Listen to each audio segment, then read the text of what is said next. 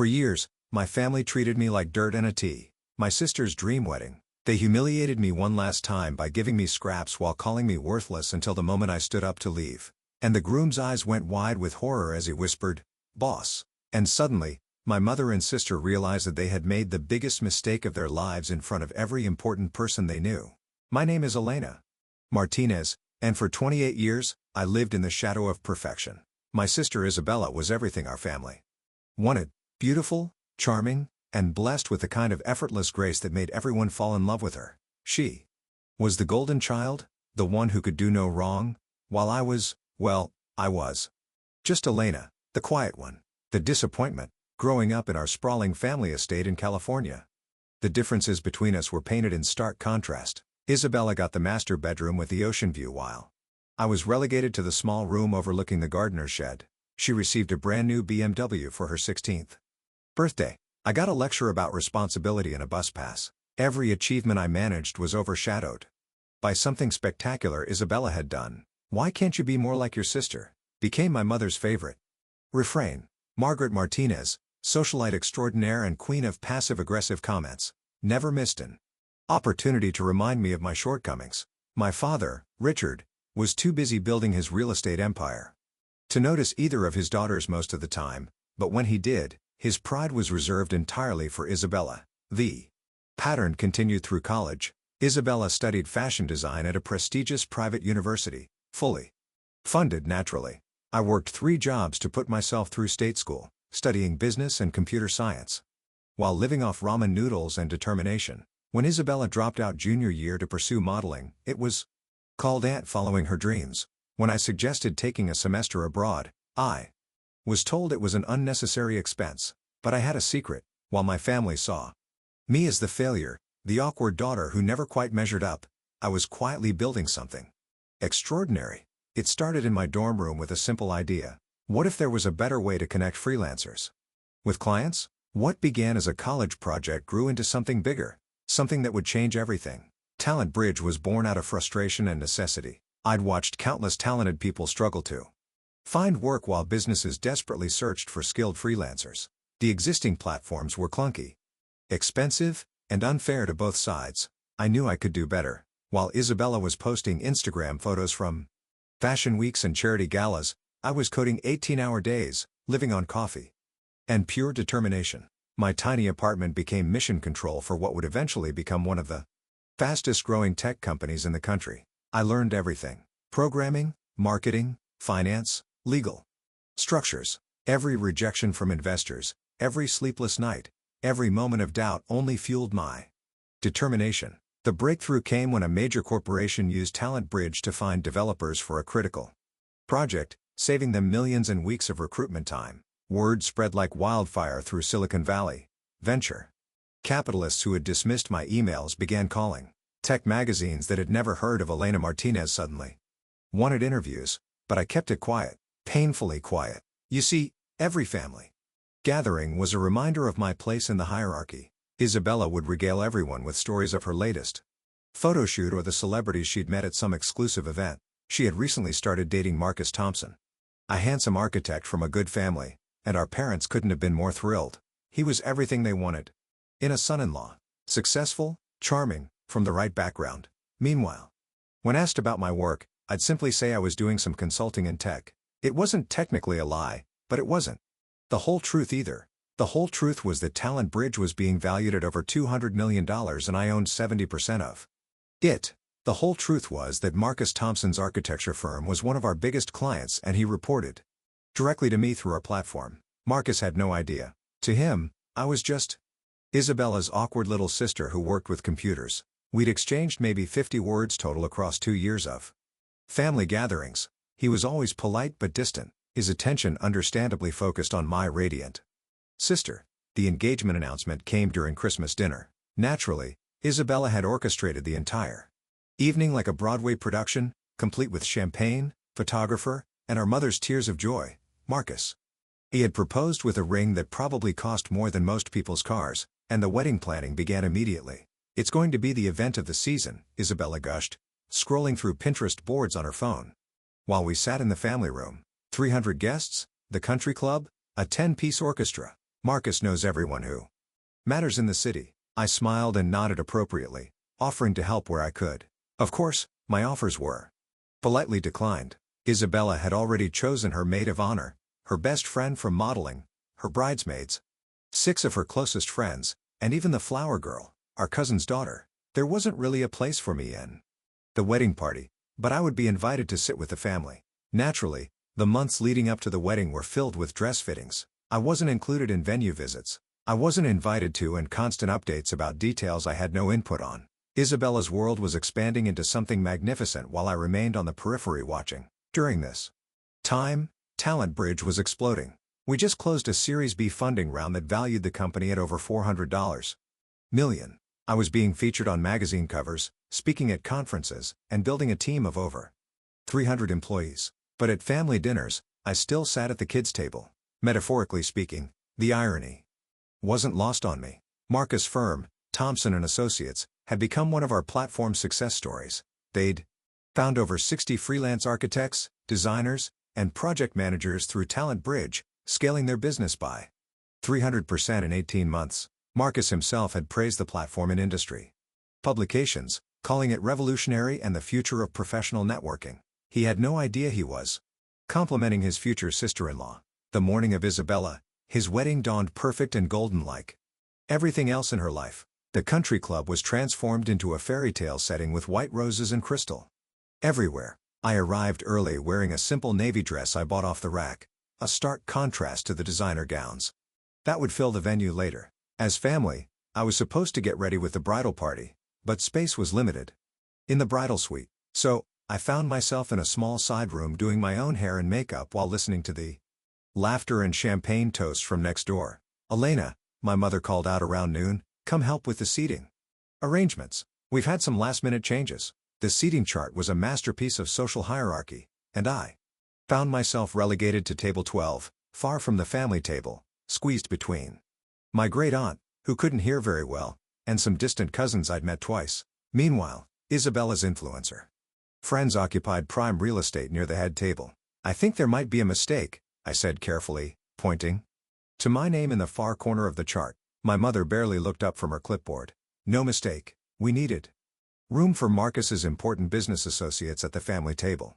You understand?" I did understand. I understood perfectly. The ceremony itself was beautiful. I had to admit Isabella was radiant in her custom gown.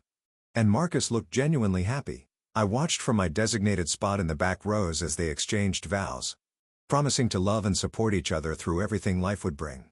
Part of me, the part that still hoped for my family's acceptance, felt a genuine flutter of happiness for them. But that feeling was short-lived. The reception was in full swing when the dinner service began. Table after table was called up to the elaborate buffet, starting with the head table and working through the social hierarchy. The family table went second, the important business associates third, and so on. Table 12 was called last. By the time I reached the buffet, the elegant spread had been picked over pretty thoroughly. The perfectly arranged salmon was mostly gone, replaced by scattered remnants. The roasted vegetables were sparse, and the signature pasta dish was down to the final scraping. I took what I could find, arranging the remnants on my plate with as much dignity as I could muster. As I walked back to my table, balancing my plate of leftovers, I passed the head table where my family was dining on perfectly prepared portions and laughing at some story Isabella was telling. "Elena," my mother's voice cut through the laughter, stopping me in my tracks. The conversation at nearby tables quieted as people turned to look. "I see you found something to eat." Her tone was light, conversational, but I knew that tone was the one she used when she was about to deliver a perfectly aimed blow. "Yes," I replied simply, not trusting myself to say more. "Well," she continued, her smile sharp as crystal, "I suppose a useless child deserves leftovers." The words hit like a physical blow. Around us, conversations stopped entirely. A few people gasped softly. Isabella looked momentarily uncomfortable, but then she smirked that small, superior smile I'd known my entire life. "Pathetic," she whispered, just loud enough for the surrounding tables to hear. For 28 years, I had endured comments like this. 28 years of being diminished, dismissed, and degraded. 28 years of smiling and taking it, of being the bigger person, of hoping that someday I would be enough for them to love. but sitting there holding a plate of actual scraps while 300 people stared at me with mixtures of pity and secondhand embarrassment, something inside me finally broke, not in a dramatic explosive way, but quietly like the last thread holding up a picture frame finally giving way. I smiled, the same smile I'd worn through decades of humiliation. I stood up slowly, carefully setting my napkin on the table. "You know what?" I said quietly, my voice carrying in the sudden silence.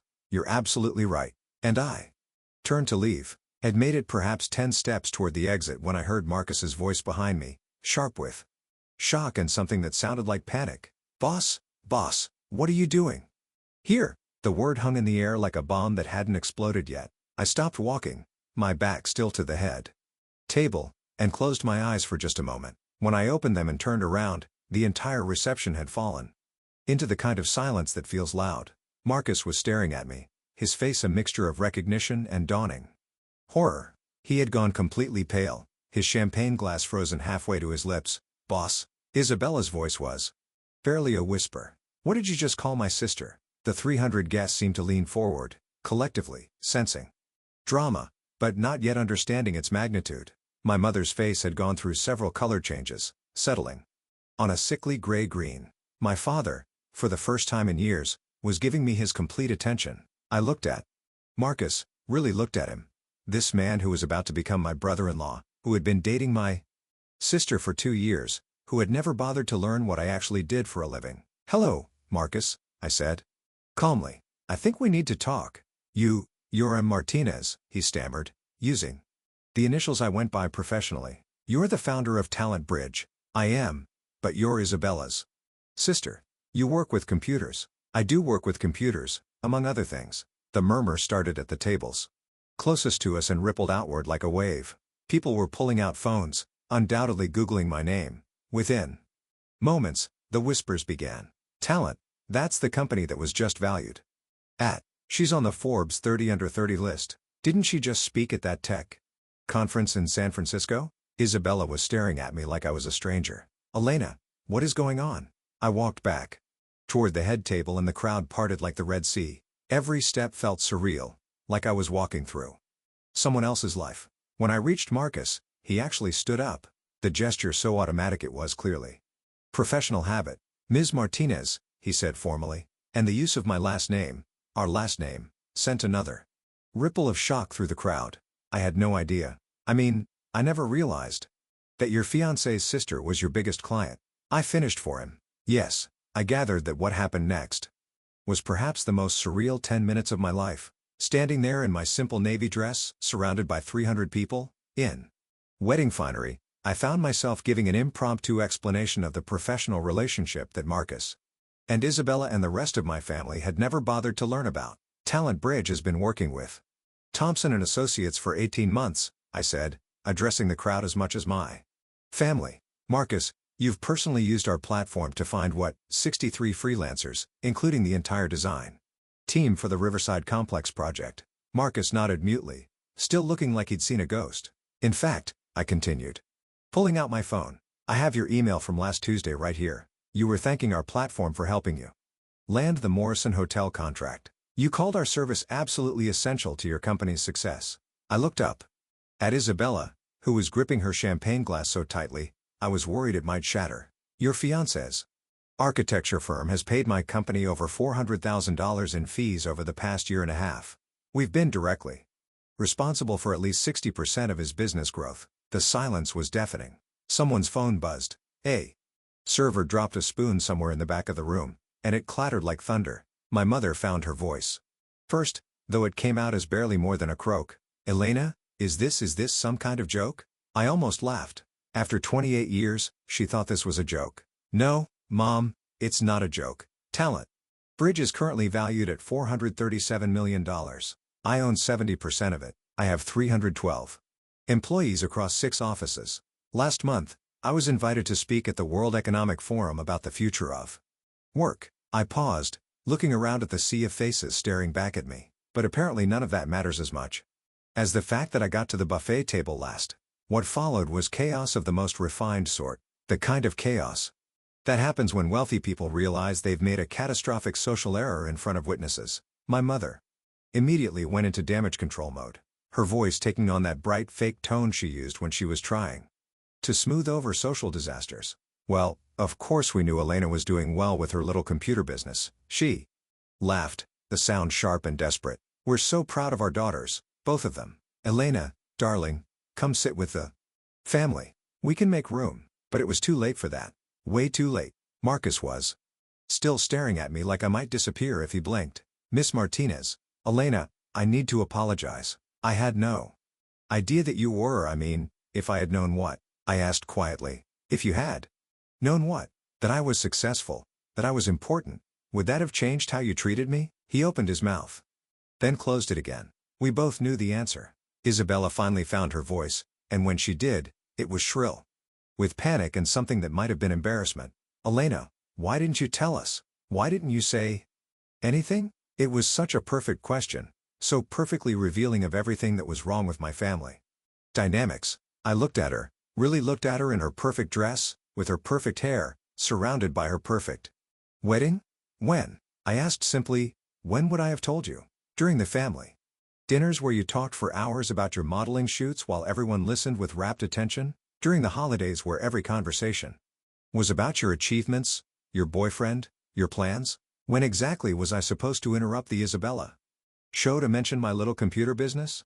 The truth hung in the air like smoke around us. 300 guests watched the Martinez family implode in real time. That's not fair, Isabella protested, but her voice lacked conviction. Isn't it?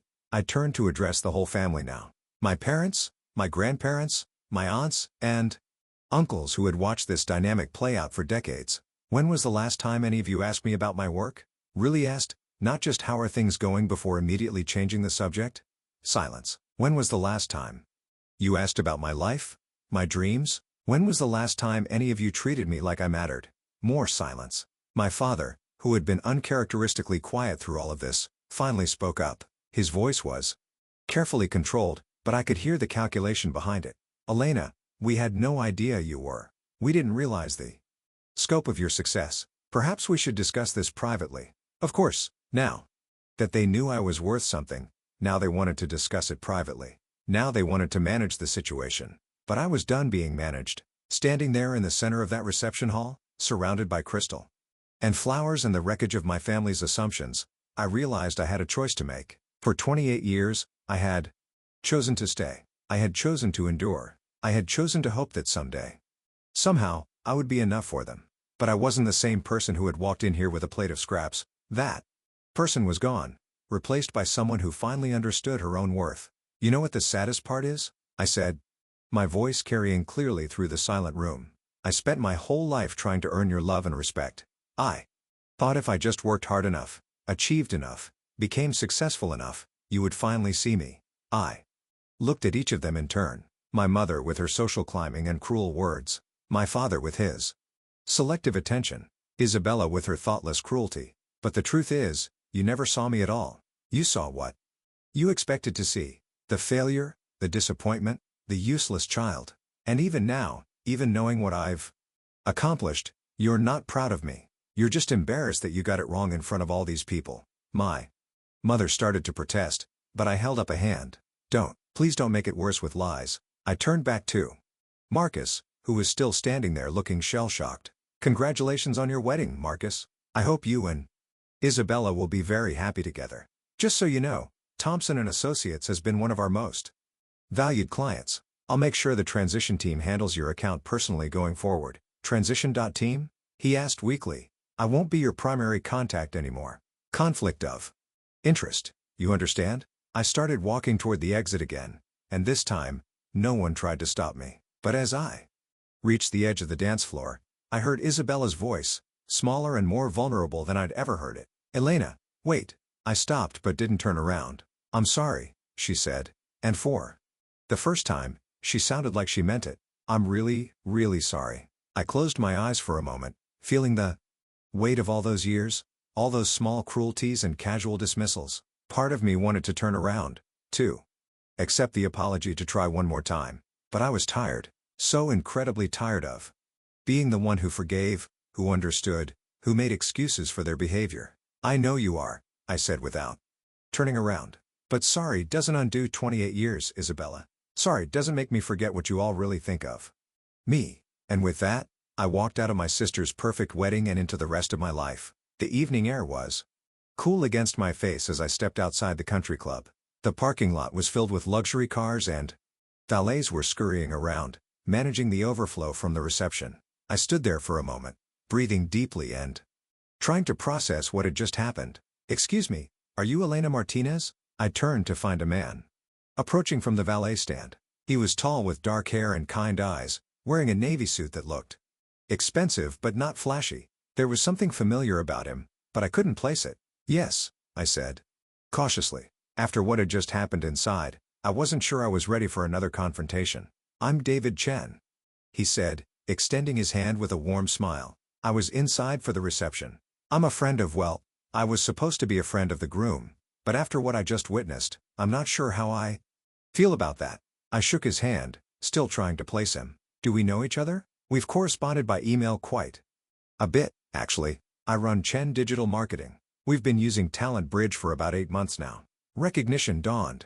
David Chen. We'd exchanged dozens of emails about his company's expansion, their need for graphic designers and social media specialists. He'd been one of our most enthusiastic clients. "Of course, I'm sorry, I didn't recognize you." I managed a small smile. "Though, I have to say, this isn't exactly how I imagined we'd meet in person." "No, I imagine not."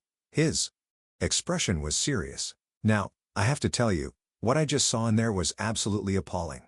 The way your family treated you." "You don't have to." "No, I do have to," he interrupted gently. "I've been following your work for over a year now. Talent Bridge has revolutionized how small businesses find talent. You've created something incredible, and the fact that your own family couldn't see that." He shook his head, genuinely angry on my behalf. "How do you know, Marcus?" I asked, curious. "Despite everything. College roommates?" he said with a grimace. "Though, honestly, after tonight, I'm questioning a lot of things about him. I mean, how do you date someone for 2 years and not know what their sister does for a living? How do you use a service professionally and not realize the founder is sitting at your family dinners?" It was a good question, one I'd been asking myself for months. "Can I ask you something?" David continued. "Why didn't you ever say anything?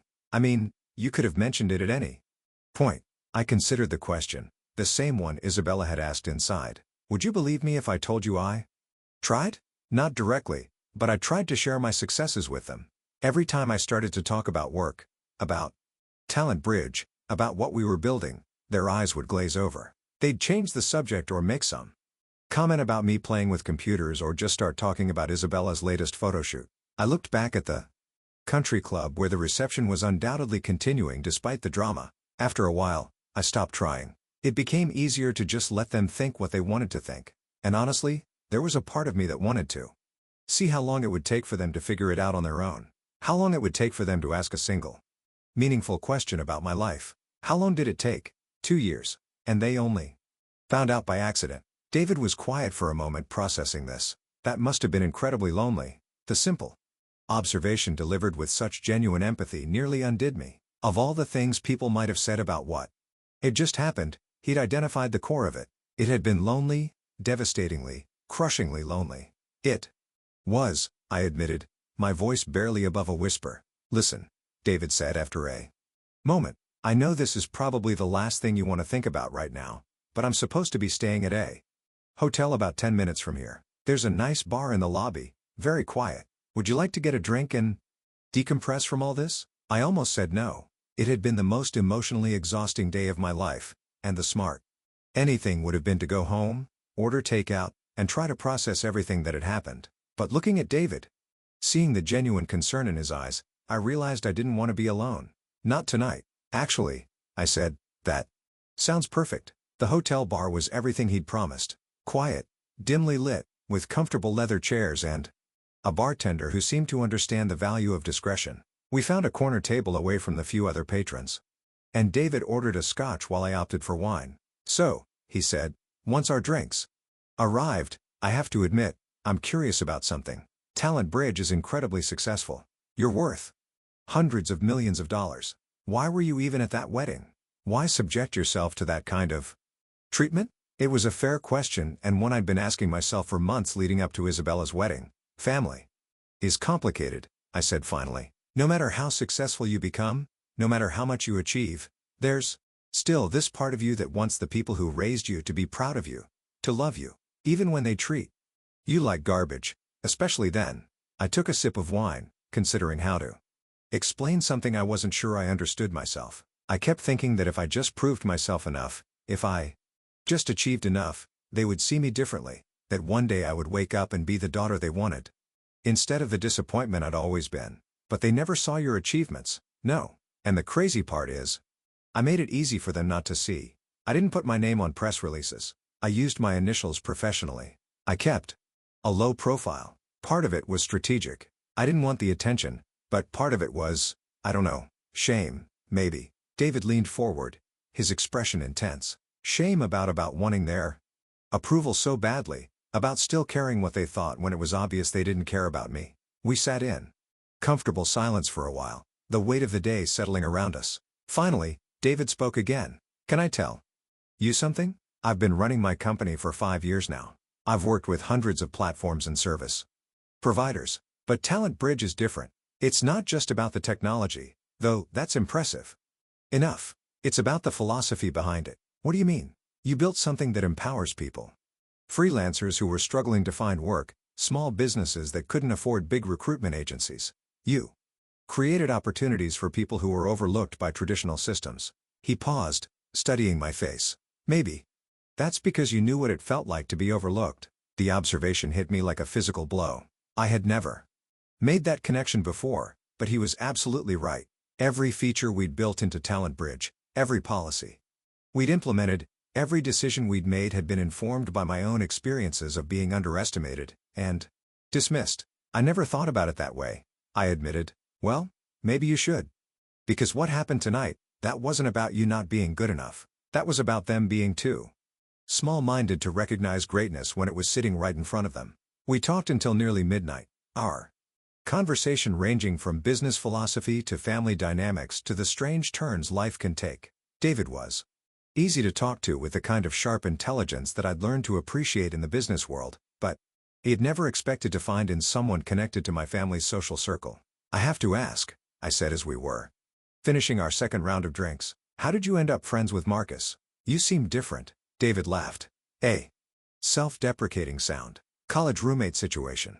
You know how it is. You get thrown together as 18-year-olds and somehow maintain the connection even when you grow in different directions. Though, I have to say, watching him tonight made me realize just how different our directions have been. What do you mean? Marcus is a good architect. I'll give him that. But he's always been focused on status, on appearances, on being part of the right crowd. Tonight, watching him panic when he realized you were successful, watching him immediately shift into damage control mode, it was pretty revealing. He was protecting Isabella, the first said, though even as I said it I wasn't sure I believed it was he, or was he protecting himself? Think about it, he's been building his business using your platform for over a year. Success is directly tied to your company, and he never bothered to learn that the founder was going to be his sister-in-law. What does that say about him as a person? It was a harsh assessment, but not an unfair one. Marcus had been happy to benefit from Talent Bridge's services while treating its founder like an irrelevant afterthought at family gatherings. You know what the really crazy part is? I said,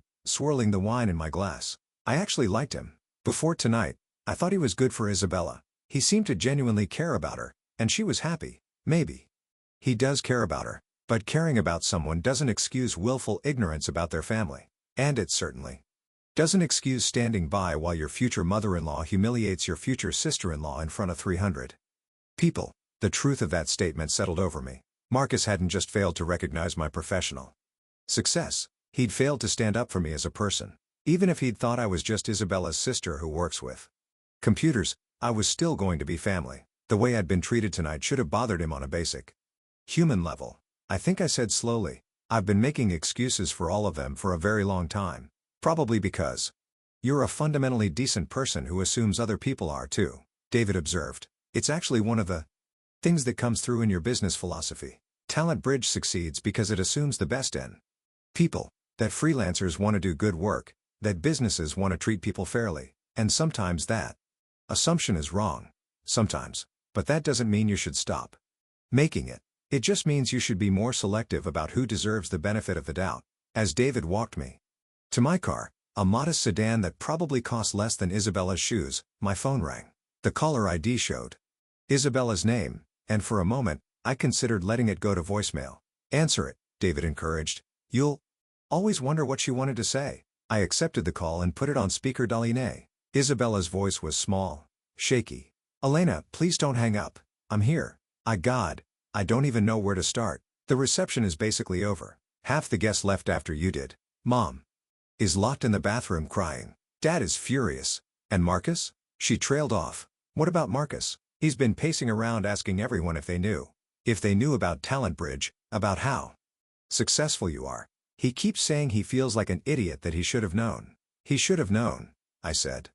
"Simply. And you all should have. You're right. You're absolutely right. And I hate that. I hate that it took tonight for me to realize how terribly we've treated you." I could hear the genuine emotion in her voice, but I'd heard Isabella cry before. She was very good at it, very convincing. The question was whether this time was different. "Isabella, no. Please let me finish. I need to say this." She took a shaky breath. "I was jealous of you." That stopped me short. "Jealous of me? You were always so smart, so focused. Even when we were kids, you had this inner strength. You never needed anyone's approval to know who you were. And I guess I resented that because I've spent my whole life trying to be what everyone else wanted me to be." David was watching me intently and I could see the skepticism in his eyes. But something in Isabella's voice made me listen. "When you started talking about your work, about technology and business, I didn't understand it. It made me feel stupid. So, I just dismissed it, made it seem less important than what I was doing.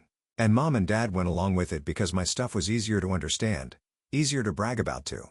They're friends." "Isabella, I know this doesn't excuse anything. I know sorry isn't enough, but I need you to know that I see it now. I see what we did to you, and I'm ashamed of myself." There was a long pause. When Isabella spoke again, her voice was barely a whisper. "Are you ever going to forgive us?" It was the question I'd been dreading because I didn't have an answer. The hurt was too fresh, too deep. The pattern of dismissal and disrespect had gone on for too long. "I don't know.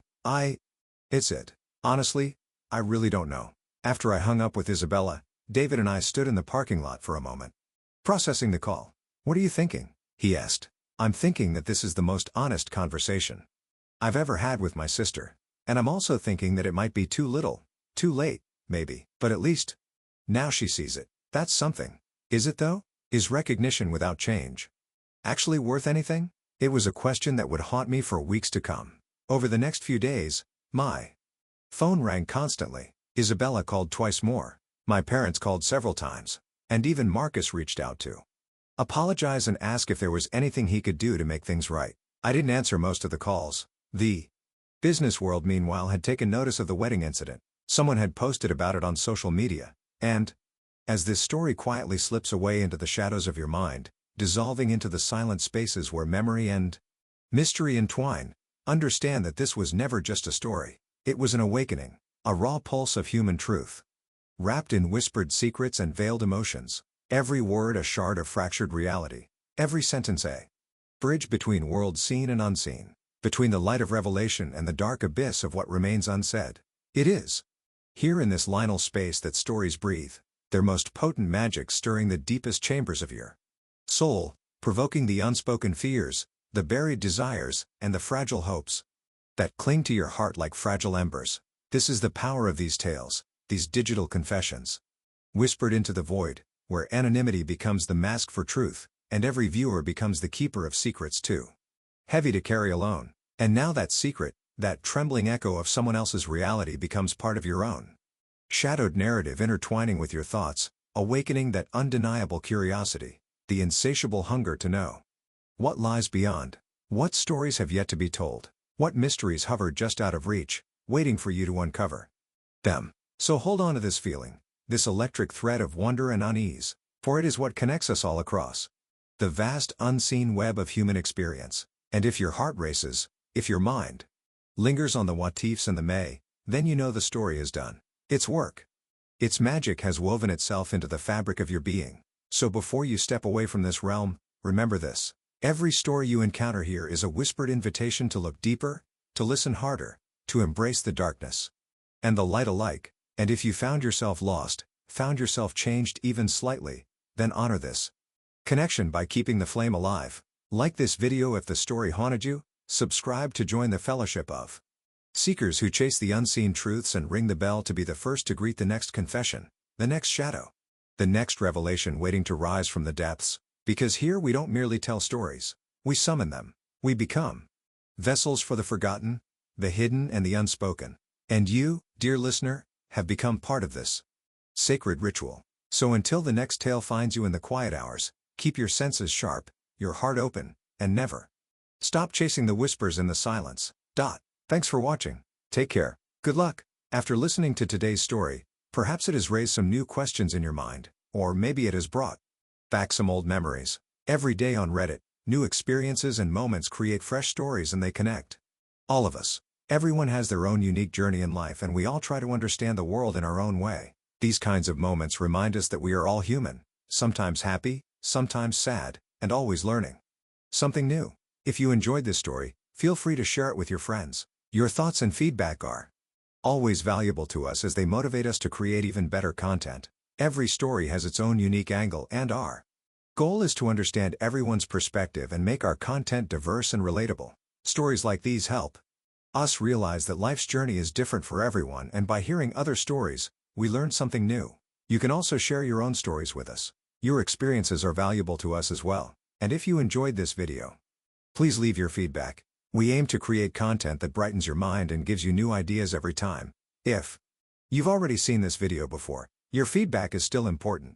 With every piece of feedback, we can improve our content and bring a new perspective to our viewers. Today, what we saw was just a small part of the many stories shared on Reddit and across the world. It's a reminder of how we all try to understand life by sharing our experiences with each other. This video was only an example of how we try to connect with others through storytelling, learning about different sides of life.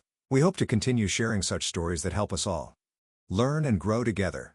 Thank you for your time, and don't forget to keep an eye out for more stories coming soon. If you haven't already, please like and follow for more amazing content. Your support keeps us going, and we will strive to bring you more thought-provoking and heartwarming stories. Until next time, take care and stay curious.